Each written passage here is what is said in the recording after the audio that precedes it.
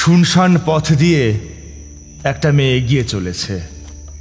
মেয়েটার পরনের শাড়িটা আলুথালু, তার এলোমেলো চুলগুলো ঝোড়ো হাওয়ার দাপটে উড়ছে। সে যখন এগিয়ে যাচ্ছে তখনই একটা শিয়াল তার পথ রোধ করে দাঁড়ালো। শিয়ালটার চোখ জোড়া জ্বলছে। মেয়েটা থমকে দাঁড়ালো। না, যে করেই হোক আমাকে যেতে হবে। আমাকে কেউ যাওয়ার পথে বাধা দিতে পারবে না। যাস না মেয়ে, ওই শ্মশানটা অপবিত্র। তুই একবার ওখানে ঢুকলে আর ফিরতে পারবি না। কে কে বলল কথাটা? সে একবার ঘাড় ঘুরিয়ে দেখল, আর পিছনে ফিরেই যা দেখল তাতে তার হৃদপিণ্ড ছ্যাঁত করে উঠল। তার ঠিক পিছনে কেউ যেন দাঁড়িয়ে আছে, একটা কিম্ভূত কিমাকার ভৈরবী দাঁড়িয়ে, আর তার এক হাতে একটা কাঁচা হৃৎপিণ্ড ধরা। মেয়েটাকে দেখে ভৈরবী অট্ট হাসি দিয়ে বলে উঠল,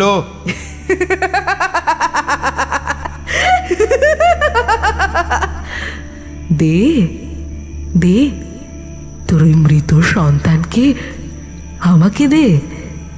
তোর মনের অভীষ্ট আমি বুঝতে পারছি। আমার কথা শুনলে শেষমেশ তোরই লাভ হবে। আপনি কি পারবেন আমার ইচ্ছে পূরণ করতে? এই গ্রামের প্রতিটি মানুষের ওপর আমার অভিমান, আমার রাগ, কেউ রেহাই পাবে না। তুই আয় আমার সঙ্গে। এই কথা বলেই ভৈরবী শূন্যে ভেসে এগিয়ে গেল গভীর শ্মশানের দিকে। যে শিয়ালটা মেয়েটার পথ আগলে রেখেছিল সে এবার আর কিচ্ছু বলল না, একপাশে সরে দাঁড়ালো। ক্রমে চলতে চলতে ওরা এসে দাঁড়ালো একটা বিশাল অশ্বত্থ গাছের সামনে। গাছের নিচে এবং চারপাশে ঘুরঘুটে অন্ধকার। এই তো সেই গাছ, এখানেই আমার ছেলেকে ঝুলিয়ে দিয়েছিল ওরা, আমার 5 বছরের ছেলেকে। তোর কষ্ট আমি বুঝি, এবার শুরু কর। যা যা বলছি তাই কর। মেয়েটা সন্তানের নিথর দেহটা কোলে নিয়ে গাছটার নিচে বসে পড়ল। তারপর খালি হাতে মাটি খুঁড়তে শুরু করলো। মাটিটা ছিল শক্ত, নখ ফেটে রক্ত বেরিয়ে এলো, তবুও থামল না সে। একটু পর একটা ছোট গর্ত তৈরি হলো। আমি প্রতিশোধ নেব। যারা আমার ছেলেকে মেরে ফেলেছে, যারা তাকে অপবিত্র বলেছিল, আমি তাদের কাউকে ছাড়ব না। সে সন্তানের দেহটা ধীরে ধীরে গর্তে শুয়ে দিল। তারপরে নিজের শাড়ি ছেড়ে একটা কাপড়ের টুকরো বের করলো। কোমরে বাঁধা ছোট একটা ছুরি বের করে নিজের বাঁ হাতের কবজির কাছে গভীর একটা ক্ষত করলো। তার রক্ত গড়িয়ে পড়ল সন্তানের মুখে। গাছের ডাল যেন নিজে নিজে দুলে উঠল। মনে হচ্ছিল কেউ যেন আস্তে করে টান দিয়েছে দড়িটায়। এই তো, এটাই তো চেয়েছিলাম। এখন তোর ছেলেই ওদের শেষ করবে, যারা তাকে মেরেছিল। আমি আর ফিরব না। এই শ্মশানই এখন আমার ঘর। এখান থেকেই সব শুরু হবে। একে একে সবাই আসবে, আর কেউ ফিরবে না। মাটির নিচ থেকে অদ্ভুত একটা শব্দ হলো। মেয়েটা চমকে উঠে পিছিয়ে গেল। মাটি কেঁপে উঠল। গাছের শুকনো পাতাগুলো সরতে থাকে। মাটির ভিতর থেকে উঠল একটা চৌকো কাঠের বাক্স। তার গায়ে কিছু অদ্ভুত চিহ্ন খোদাই করা, যেগুলোর মানে কেউ বুঝতে পারল না। এটা কি জিনিস? আমি তো এটা করিনি। সে বাক্সটা হাতে তুলে নিয়ে খুলতেই হঠাৎ একরাশ কালো ধোঁয়া বেরিয়ে এলো। কুয়াশার মতো সেই ধোঁয়া চারপাশে ছড়িয়ে পড়ল। না না, এটা কি হচ্ছে? দম বন্ধ হয়ে আসছে। ধোঁয়াটা সাপের মতো তার গলা বেয়ে উঠে এলো, তারপর শক্ত করে চেপে ধরল। মেয়েটা কিছু বলার আগেই নিঃশ্বাস বন্ধ হয়ে গেল। চোখ কপালে তুলে সে নিথর হয়ে পড়ে গেল।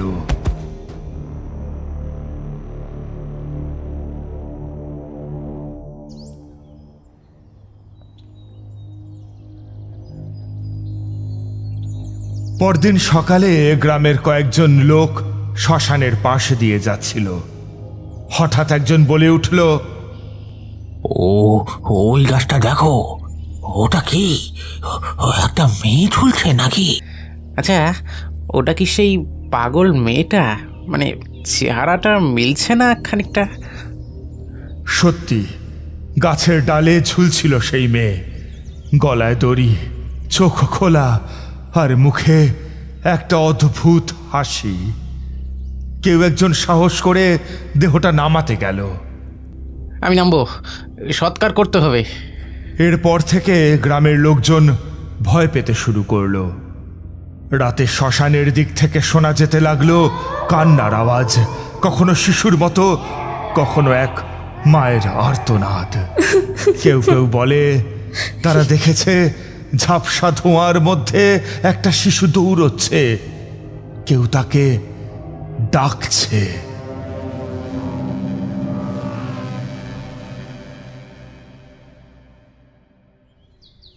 আজকে যখন মঠলেনে পৌঁছলাম, ওই সময় চারি এসে পায়েস খেতে দিল। কিশোরী পকেট থেকে একটা পাসিং শোয়ের সিগারেটের প্যাকেট বার করে ঠাকুরমশাইকে দিল। তারপর আবদারের সুরে বলল, ঠাকুরমশাই, একটা গল্প কি আজকে হবে না? বড়ই আশা করে এসেছি। একজন মা তার সন্তানকে ভালোবেসে কত দূর পর্যন্ত যেতে পারে আশা করি সেই কথা তোমাদের জানা আছে। তেমনি একটা গল্প তোমাদের বলতে চলেছি। বছর 30 আগের কথা।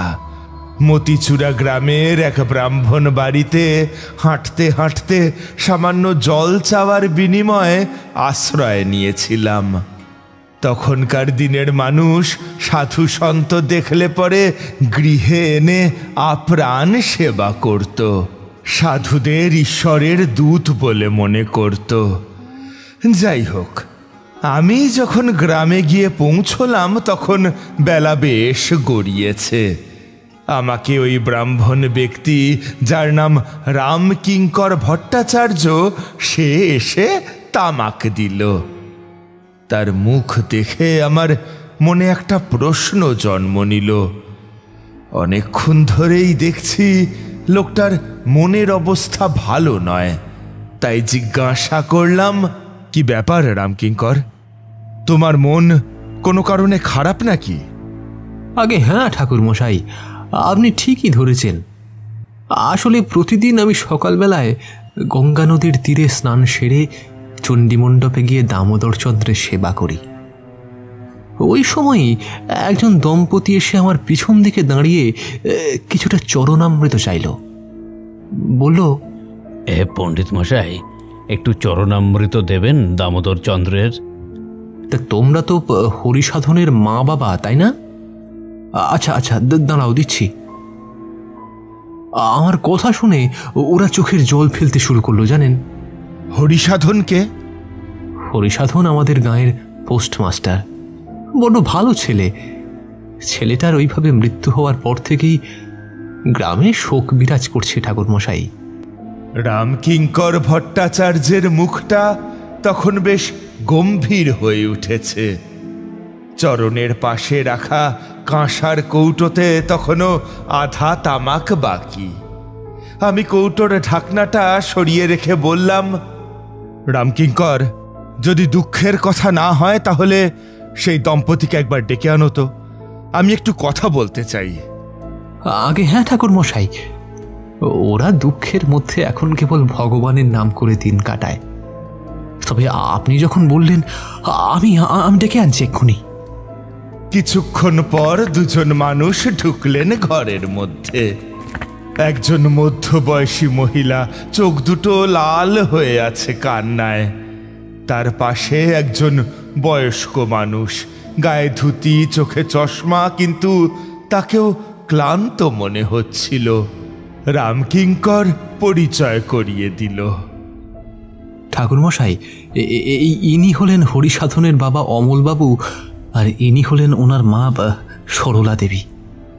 অমলবাবু গলা খাঁকারি দিয়ে বললেন, আপনি কে সাধু বাবা? পণ্ডিত মশাই বলছিলেন আপনি নাকি অলৌকিক বিষয়ে অনেক কিছু জানেন। কিছু অভিজ্ঞতা আছে, তবে বলুন কি ঘটেছিল হরিসাধনের সাথে? ওর বাবা আগেই বলে রেখেছিল সেদিন ওই পথে একেবারে না যেতে, কিন্তু কাজের সাপ সিটি বিলি করতে বাসের গায়ে গিয়েছিল, আর ফিরে আসেনি। পরদিন সকালে লোকজন যখন দেহটা নিয়ে এলো, আমি তো চিনতেই পারিনি। মুখটা এমনভাবে বিকৃত ছিল, চোখ যেন কোনো ভয়ঙ্কর কিছু দেখে হাঁ করে খুলেছিল। দেহ কোথায় পাওয়া গিয়েছিল? শ্মশানের পাশেই, ওই পুরনো পিপুল গাছটার ঠিক নিস্ততে। লোক মুখে শুনছি ও গাছ নাকি অভিশপ্ত। রাত হলেই কান্নার আওয়াজ শোনা যায়। কেউ বলে হরিসাধনের ছায়া দেখেছে। আমি চুপ করে রইলাম কিছুক্ষণ, চোখ বন্ধ করে মন দিয়ে অনুভব করার চেষ্টা করলাম। একটা চাপা ঘ্রাণ, পোড়া কাঠ, মাটি আর কিছু একটার কাঁচা গন্ধ যেন মিলেমিশে রয়েছে বাতাসে। আমার মনে হলো, হ্যাঁ, এখানেই আছে সে। তার আত্মা এখনো মুক্ত হয়নি। আমি চোখ মেলে বললাম, সরলা দেবী, আপনার ছেলে এখনো এই লোকেই আছে, কিন্তু তার আত্মা শান্তি পাচ্ছে না। কি বলছেন কি আপনি? মানে ও তো মরেই গেছে। দেহ চলে গেছে ঠিকই, কিন্তু কিছু আত্মা এমন হয় যারা কিছু না কিছু অসম্পূর্ণ রেখে যায়। হরিসাধনের মৃত্যু স্বাভাবিক ছিল না। আমি আরো কিছু দেখতে চাই। ওই গাছের কাছে যেতে হবে আমাকে। আপনি যদি পারেন ওর আত্মাকে শান্তি দিতে, তবে আপনি আমাদের আর কিছু দিতে হবে না ঠাকুর মশাই। শুধু ও শান্তি পাক, শুধু শান্তি পাক। শান্তি পাবে, তবে তার আগে জানতে হবে ঠিক কি ঘটেছিল সেদিন রাতে, আর কেনই বা ঘটেছিল। যে ছায়া ওকে ডাকছিল সে কে ছিল? কার টানে সে সাইকেল থেকে নামলো? তারপর দিন সন্ধ্যের দিকে আমি একাই বের হলাম শ্মশানের উদ্দেশ্যে। সেই পিপুল গাছটা এখনো দাঁড়িয়ে আছে, তার নিচে গাঢ় ছায়া। আর আশ্চর্যের ব্যাপার হলো, যখন আমি গাছের কাছে এলাম, হঠাৎ হাওয়ার ঝাপটা এসে আমার পায়ের কাছে ফেলে দিল একটা সাদা কাপড়ের টুকরো। কাপড়টা পুরনো, কাদা মাখা, কিন্তু তাতে একটা শিশুর হাতের ছাপ লেগে আছে, রক্তের মতো গাঢ় লাল ছাপ। আমি গাছের গোড়ায় বসে পড়লাম, চোখ বন্ধ করে মন্ত্র জপতে শুরু করলাম। কিছুক্ষণ পর হঠাৎ বাতাস থেমে গেল। মনে হলো কেউ আমার পিছনে দাঁড়িয়ে। ঘাড় ঘুরিয়ে তাকালাম না, জানতাম ওরাই এসেছে। হরিসাধন, যদি এখানেই থাকো, যদি কিছু বলার থাকে তাহলে এসো, আমি শুনব। একটা শিশুর কান্নার মতো শব্দ বাতাসে মিলিয়ে গেল, গাছের ডাল হালকা দুলে উঠল। আমি বুঝতে পারছি ও শুধু মরেনি, ওকে টেনে নিয়ে গিয়েছিল কেউ। এক মা যার বুক ফাটা আর্তনাদ আজও এই বাতাসে বাজে। আমি বুঝে গেলাম শ্মশানের অভিশাপ এখনো আছে।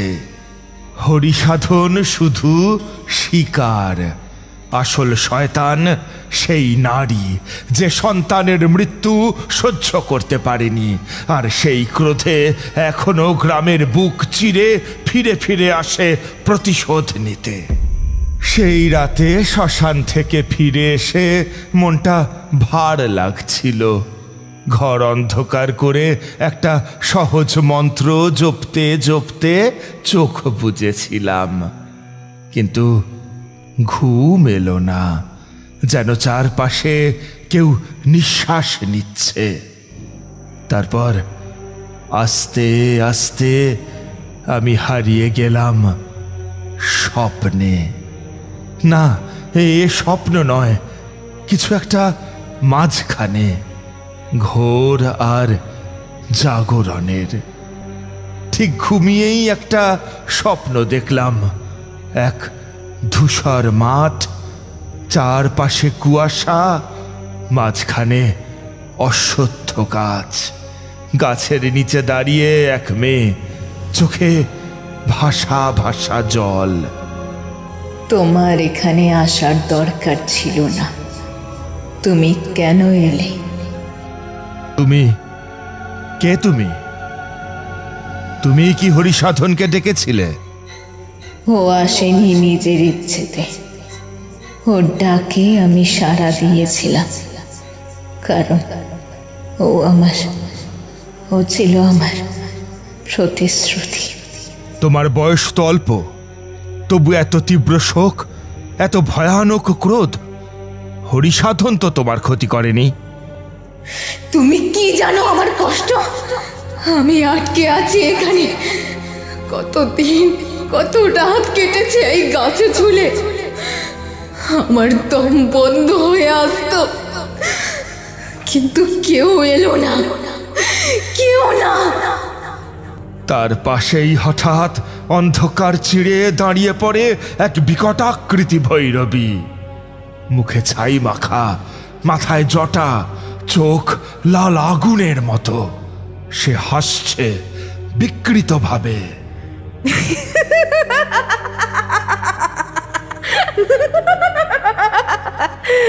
বলেছি তো তাকে, ওরা সবাই মিথ্যে, কেবল তোর ক্রোধই সত্যি।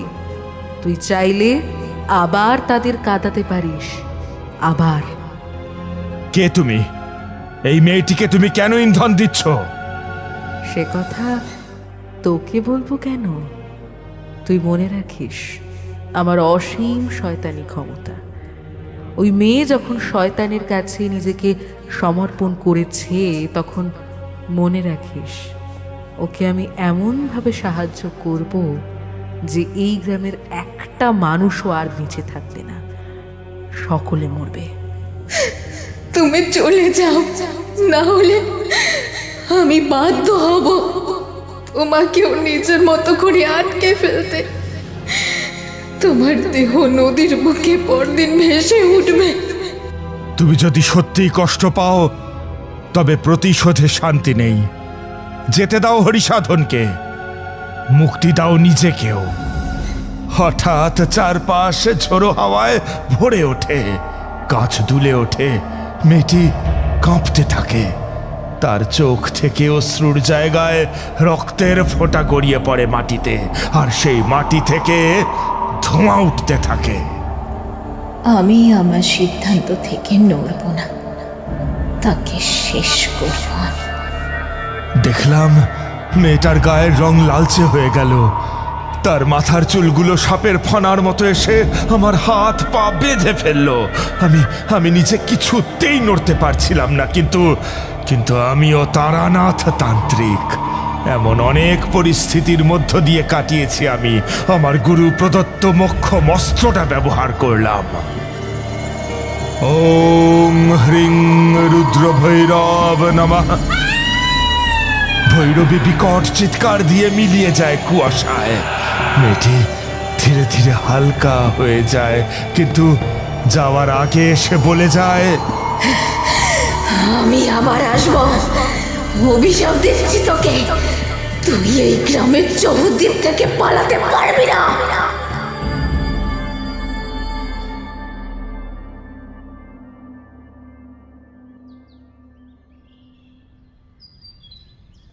ঘুম ভেঙে দেখি ঘরের বাতাস ভারী, কপালে ঘাম জমেছে আমার। ঠিক পাশে পড়ে আছে এক চিলতে কাপড়, ঠিক যেন সেইটাই যেটা আমি গাছতলায় পেয়েছিলাম। তার উপর শিশুর হাতের লাল ছাপ। সেই দিন আমি বুঝেছিলাম এক তীব্র প্রতিশোধ স্পৃহায় সে নেমেছে। বাবারে, এ তো শুনেই ভয় লাগছে। একটা ভয়ানক ক্রিয়া করতে আমি 5টা মৃতের খুলি জোগাড় করেছিলাম, কিন্তু আর একটা মাথার দরকার ছিল। সেটা কোথায় পাবো বুঝতে এক চক্র এঁকে গঙ্গা জল ছিটিয়ে মন্ত্রপাঠ করে দেখলাম। দক্ষিণ পশ্চিম দিক নির্দেশ করছে হরিসাধনের বাড়ির দিকে। সাথে সব জিনিস নিয়ে রওনা দিলাম। দূর থেকে দেখলাম বাড়িটা যেন ধোঁয়ায় মোড়া। আগেই গাত্রবন্ধন করে নিয়েছিলাম, ভিতরে রক্ষা মন্ত্র জপ চলছিল। দরজায় টোকা দিতেই সরলা ও অমলবাবু বেরোলেন, মুখে স্পষ্ট আতঙ্ক। ওরা ভয় ভয় বললেন, ঠাকুর মশাই, এ কি আসছে বলেই যেন বাতাস ভারী হয়ে উঠছে। যে কাজ শুরু করেছি তাকে শেষ করতেই হবে। ভয় পাবেন না, দরজাটা খুলে দিন না। দরজা খোলার সঙ্গে সঙ্গে আচমকাই হাজার হাজার বাদুড় বিকট ডাক দিয়ে বেরিয়ে এলো ছাদ আর চালার দিক থেকে। তারা একযোগে চক্রাকারে ঘুরতে লাগলো বাড়ির মাথার উপর, যেন কেউ তাদের ডেকে এনেছে।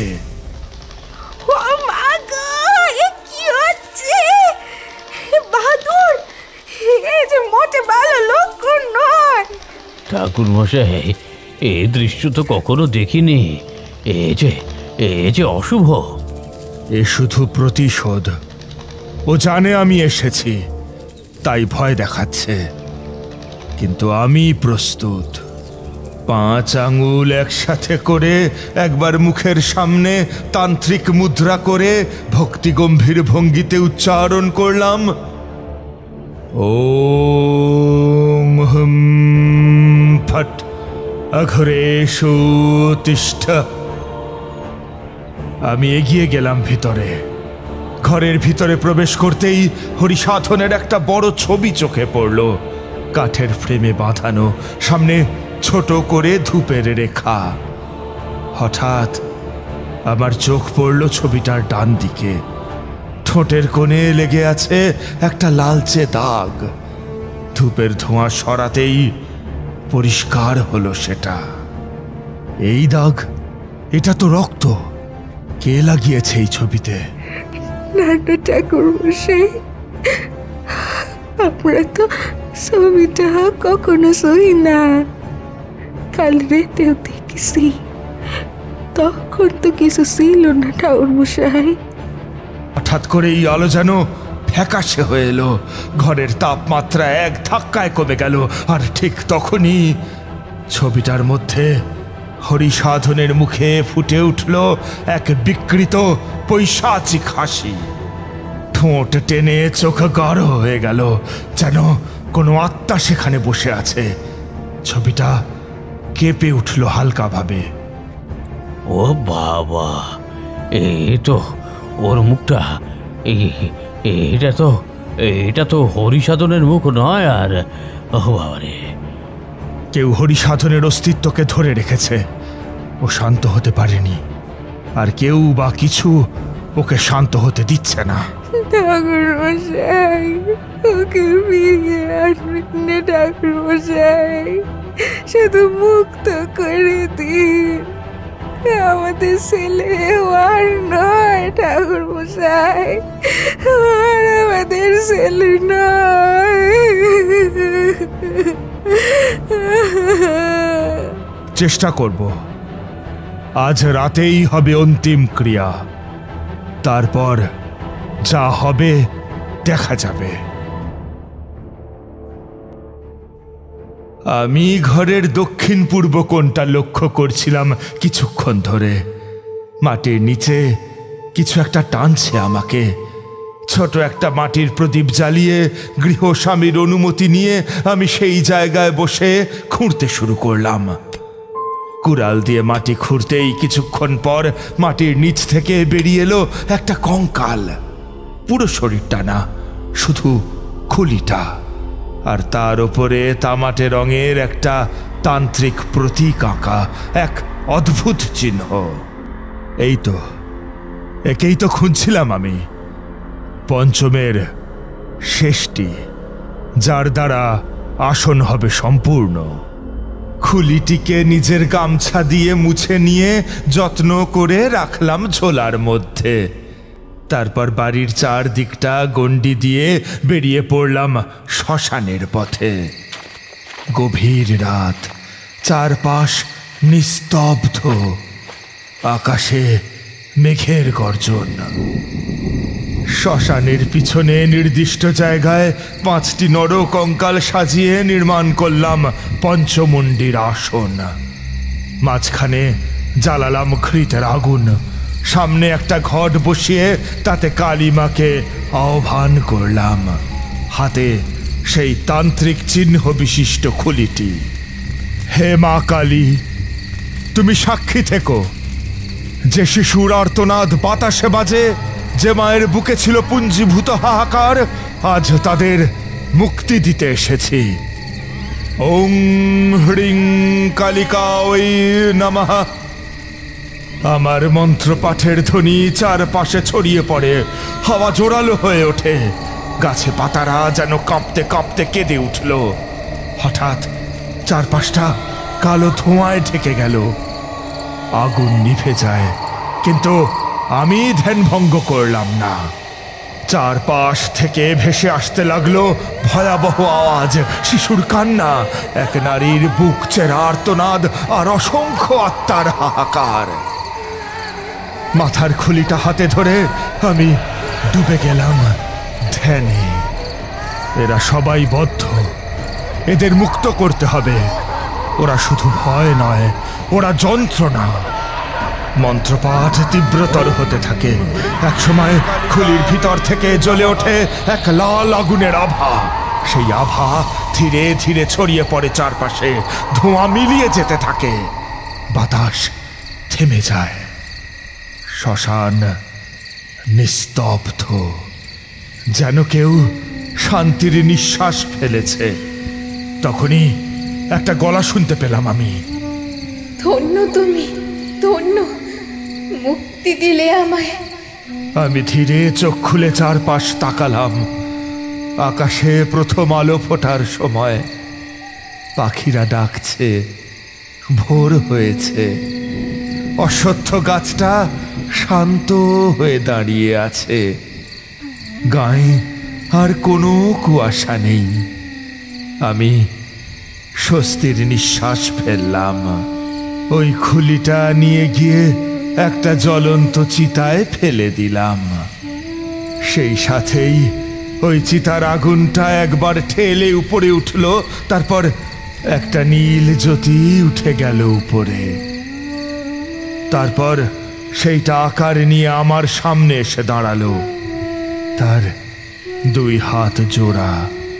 সে বলল, ঠাকুরমশাই, আপনি আমাকে মুক্ত করলেন এবং এই শ্মশানে থাকা অনেক বিদেহীদের মুক্তি দিলেন। আপনি প্রকৃত সাধক ঠাকুরমশাই, প্রকৃত সাধক। তোমার পরের জন্ম সুখের হোক, এই আশীর্বাদ করি। এরপর ফিরে চললাম আমি হরিসাধনের বাড়িতে। তার মা আমার কাছে সব শুনে মাটিতে পড়ে বুক ফাটা আর্তনাদ করতে লাগলো। আমার চোখের কোণ ভিজে উঠল মাতৃস্নেহ দেখে। আমি বললাম, যে যেইখানে থাকবে ভালো থাকবে, আপনি এইভাবে ভেঙে পড়বেন না দয়া করে।